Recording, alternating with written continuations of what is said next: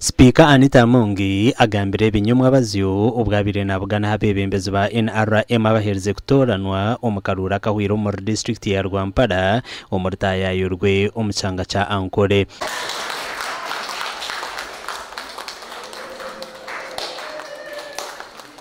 For one, I need to bring cohesion. 2, unity. 3, I need to mobilize for the party. 4, we need to connect the party together with the executive and judicial. Speaker Shabira bebembezi ba Rwampara okumuze nyuma bakatereze kibina cha NRM baki hamwe bushonga buce oburumudero buri mwaka nyumerwa. There is no way I can be in the parliament legislating wanting to pass bills when I am not in SEC. I need to be in the SEC. First of all, for me to identify, because I'm in charge of the members of parliament. But ati mabara ni imana mure okumurabire. Ni imana kumara okumuyamire konyi.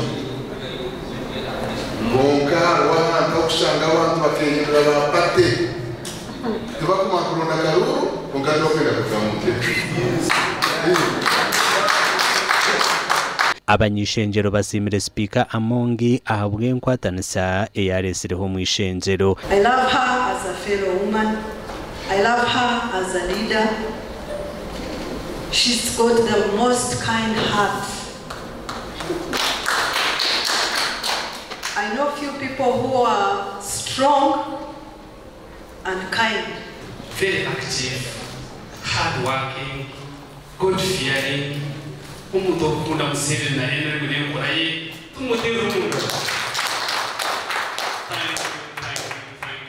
so much.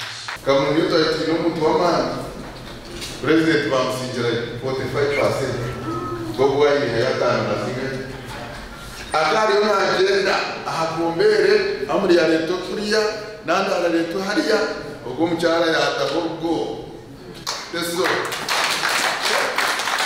Nabwanyuma abebembezi ba Rwampara district bahingwize Speaker Anita Amongi kuraba hatine chakanasa ngo rwenda kumwesimbaho owabo atazayo ngo ahabwo kuba bamurebere memekore bareba ngo nuwashikire amakuru agagasha kwa Mayiko atwakire.